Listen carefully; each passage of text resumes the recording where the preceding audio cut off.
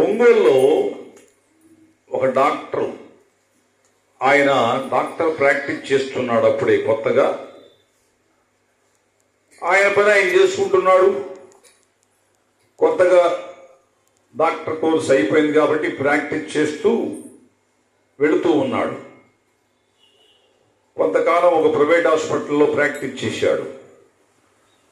తర్వాత ఆయన ఒక మిత్రుడు ద్వారా ఒక గురువారం బాబా గుడికి వెళదామని ఒక మిత్రుడు చెప్పాడు.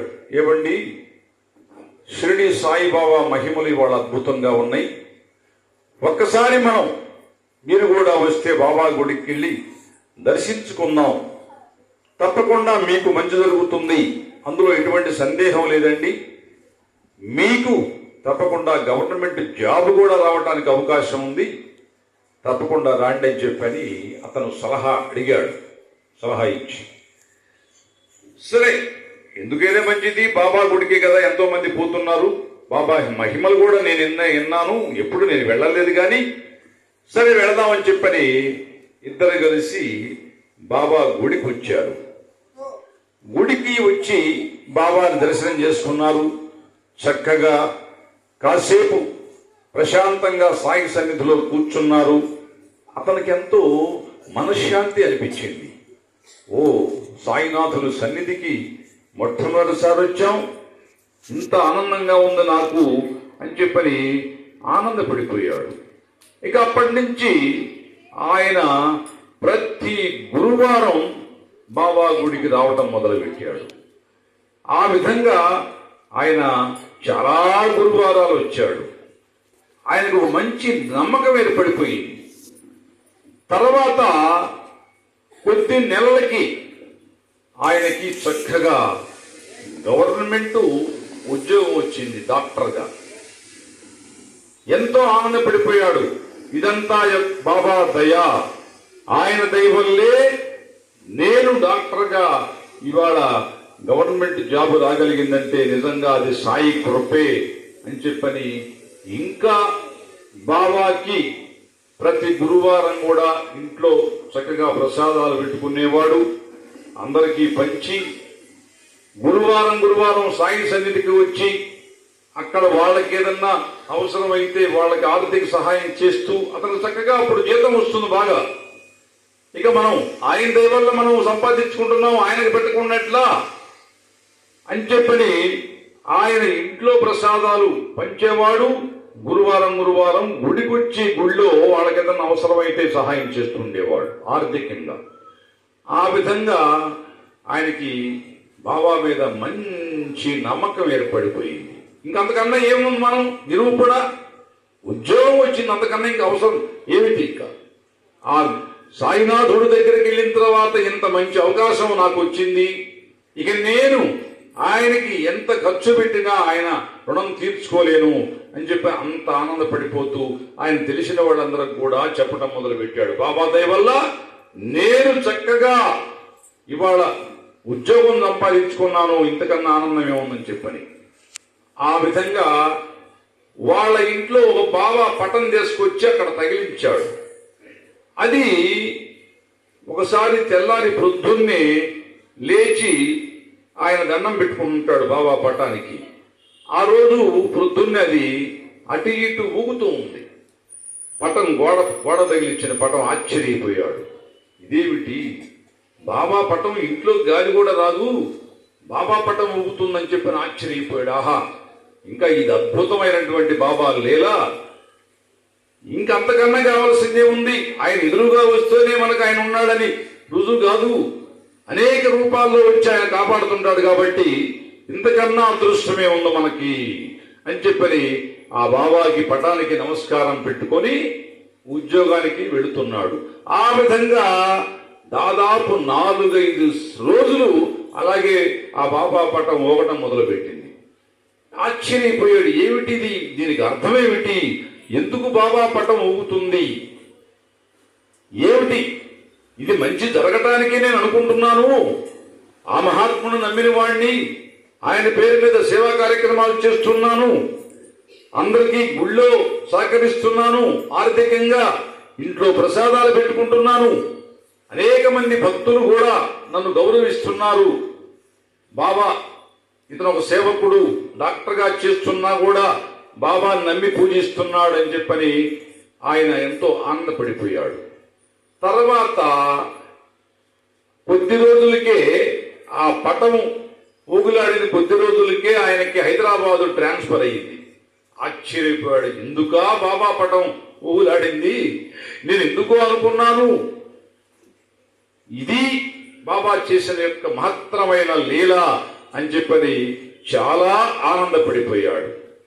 హైదరాబాద్ వచ్చి ఈ లకడీ కప్పుల ఏరియాలో ఉండటం ఆరంభించాడు ఆయన. అక్కడ ఆయన ఉద్యోగం చేసేవాడు. ఆ ప్రాంతాల్లో చక్కగా రోజు హాస్పిటల్కి వెళుతుండేవాడు. గవర్నమెంట్ హాస్పిటల్కి వెళ్ళి ఆయన పని ఆయన చూసుకొని వచ్చేవాడు. తరువాత ఆర్థికంగా బాగా నిలదొక్కున్నాడు. నిలదొక్కున్న తర్వాత ఆయనకు మనసులో ఒకరోజు రాత్రి బాబా కల్లో కనపడి, నా గుడి నిర్మాణం చెయ్యి అని చెప్పని బాబా సలహా ఇచ్చాడు. కల్లో కనపడ్డాడు బాబా అతనికి. అప్పుడు వెంటనే సాయినాథుడే సాక్షాత్తు నాకు ఈ అవకాశం ఇచ్చాడు, గుడి నిర్మాణం చేయమంటున్నాడు, మందిరం కట్టమంటున్నాడు బాబాకి, ఇంతకన్నా అదృష్టం ఏముందని చెప్పని ఆ పరిసర ప్రాంతాల్లో ఒకసారి ఒంగోలు వెళ్ళాడు. అక్కడ ఏదన్నా స్థలం ఉంటే కడదామని చెప్పని వెళ్తే అక్కడెక్కడ అతనికి అనుకూలంగా దొరకలేదు. పక్క గ్రామానికి వెళ్ళాడు. గ్రామంలో చూశాడు, అక్కడ కొంతమంది ఇస్తామన్నారు. కానీ ఎందుకో ఇస్తామన్నా కూడా ఆయనకి నచ్చలేదు. సరే కడదామనుకున్న కూడా మళ్ళీ అక్కడ ఆగిపోయింది. ఎందుకు అక్కడ కట్టలేదు ఆయన. తర్వాత హైదరాబాదే మనం ఇక్కడ ఉంటున్నాం కాబట్టి ఇక్కడే కడితే బాగుంటుందని చెప్పని ఆ పరిసర ప్రాంతాల్లో చూస్తూ ఉంటే లోయర్ టెంక బండ లకడి కప్పుల పక్కనే ఉంటుంది. అక్కడ ఆయనకు ఒక ఖాళీ స్థలం కనిపించింది. అది అడిగాడు, ఎవరిదండి ఖాళీ స్థలం అంటే, ఇది గవర్నమెంట్ వారిదని చెప్పని ఆయన చెప్పడం జరిగింది. పక్క వాళ్ళు దారిని పోయేవాళ్ళు, ఆ పరిసర ప్రాంతాల్లో ఉండేవాళ్ళు. అప్పుడు ఇక్కడైతే బాగుంటుందని చెప్పి వాళ్ళని సంప్రదించాడు. బాబా గుడి కడదాం అనుకుంటున్నాను, ఇక్కడ మీరేమంటారంటే కట్టండి, ఏం పర్వాలేదు, ఏం అభ్యంతరం లేదన్నారు. అక్కడ పరిశుభ్రం చేస్తున్నాడు. అక్కడ అందరు తీసేసి నీట్గా ఉంచడానికి ఇద్దరు ముగ్గురు మనుషులను పెట్టి, కూలి వాళ్ళని పెట్టి పని చేపిస్తుంటే అనుకోకుండా అక్కడ ఆ చిన్న పొదల్లో వినాయకుడు విగ్రహం దొరికింది. ఆశ్చర్యపోయాడు. అయితే సాక్షాత్తు వినాయకుడి పర్మిషన్ కూడా వచ్చింది. ఏ విఘ్నాలు లేకుండా ఇక మనం బాబా గుడి కట్టుకోవచ్చు అని చెప్పని ఆనందంతో, సరే మనం ఆర్థికంగా డబ్బులు ఉన్నాయి కాబట్టి ఇబ్బంది లేదు, మనము కొంచెం ఇక్కడ పెద్ద మనుషుల్ని ఎవరైనా సంప్రదిస్తే బాగుంటుందని చెప్పని కొంతమందిని ఆ ఏరియాలో కొంతమందిని అడిగితే, తప్పకుండా మేము సహకరిస్తాం, మీరు మొదలు పెట్టండి, మేము ఆర్థిక సహాయం చేస్తాం కొంతమంది అని చెప్పారు. సరే వాళ్ళని పిలిచాడు. మరి రేపు మనం ఓపెనింగ్ చేసుకుందాం, మీరు కూడా రమ్మంటే కమిటీ కొంతమంది వచ్చారు. వాళ్ళు ఏమన్నారంటే, వచ్చి దీనికి కమిటీ వేయాలండి అన్నారు. దీనికి కమిటీ ఏముంది అసలు అనుకున్నాడు మనసులో. కమిటీ ఎందుకు, ఇది ఏమన్నా ఒకరి పెత్తనమా, ఇది సాక్షాత్తు సాయినాథుడు సేవకులు మనం అందరం కూడా కమిటీ వేసి దాన్ని ఉపేతనం చేస్తూ ఇదంతా అనవసరం, ఇప్పుడు నాకు అవసరం లేదనుకున్నాడు. వద్దులేంటే కమిటీ వద్దన్నాడు. వాళ్ళు వెళ్ళిపోయారు. ఇతను మన మాట వింటలేదు డాక్టర్ గారు, మన పని మనం చేసుకుందాం అని వెళ్ళిపోయారు. అయితే ఈయన ధైర్యంగా ఒక ముహూర్తాన్ని నిర్ణయించుకొని బ్రహ్మాండంగా బాబా గుడి కట్టడం మొదలు పెట్టారు. కడుతూ ఉంటే కొంతమంది దాతలు రావడం జరిగింది. ఆ దాతల సహకారం ఆయన మూడొంతులు ఆయనే వేసుకున్నాడు.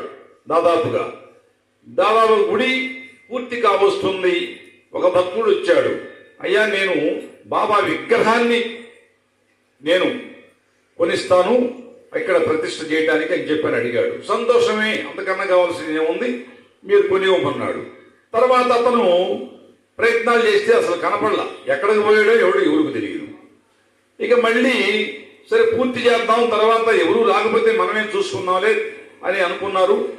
మళ్ళీ ఒక భక్తుడు వచ్చాడు, కొంచెం ఆర్థికంగా స్థితివంతుడు, పరిస్థితి బాగున్న అతను భక్తుడు వచ్చి, ఏమండి నేను విగ్రహం కొనిస్తాను తప్పకుండా, అందులో సందేహం లేదు, ఇప్పుడే మనం మీరు ఎక్కడికి వెళదామంటే అక్కడికి వెళదామండి అని చెప్పాడంటే, మరి రాజస్థాన్లో వెళదాం, రాజస్థాన్ నుంచి అందరూ కూడా ఆ రోజుల్లో ప్రతి ఒక్కరు కూడా రాజస్థాన్లో తెచ్చేవాళ్ళు బాబా గుళ్ళు, బాబా విగ్రహాలు. అందరూ కూడా పెద్ద అయితే లారీలు తెచ్చేవాళ్ళు, లేకపోతే చిన్న చిన్న ట్యాక్సీలు తెచ్చేవాళ్ళు. ఆ విధంగా వీళ్ళు రాజస్థాన్ వెళ్ళిపోయారు. వీళ్ళిద్దరూ ఇంకొక ఇద్దరిని తీసుకొని నలుగురు వెళ్ళిపోయి 2 రోజులు అక్కడంతా కూడా తిరిగారు. తిరిగితే వాళ్ళకి 2వ రోజు చక్కగా బాబా విగ్రహం కనిపించింది. అది సెలక్షన్ చేసుకున్నారు. వాళ్ళు ఎంత చెప్పారు? 35,000 చెప్పారు ఆ రోజుల్లో. ఇప్పుడు ఇది 1980-82 ప్రాంతంలో నేను చెప్పే మ్యాటర్. ఆ టైంలో దాదాపు 35, 36, 37 ఏళ్ల నాడు జరిగిన విశేషాలు ఇవన్నీ కూడా.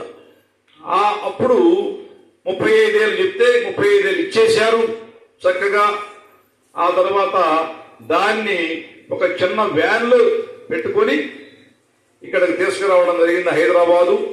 అక్కడ కొంతమంది పెద్దలందరిని కూడా పిలిచి, తర్వాత ఒంగోలు దగ్గర ఒక ఊర్లో ఒక స్వామీజీ ఉంటే ఆ స్వామీజీని పిలిపించి ఆయన దగ్గరికి ముందు అడిగారు, స్వామి మీరు ఒక నిర్ణయం చేయండి, పలానా డేట్ అని చెప్పని మేము ప్రారంభం చేస్తాం, మీరు కూడా రావాలంటే ముందు నేను ఒక 9 రూపాయలు ఇస్తాను, ఆ 9 రూపాయలు తీసుకెళ్లి ముందు బాబా దగ్గర పెట్టండి, గుళ్ళో పెట్టమన్నాడు.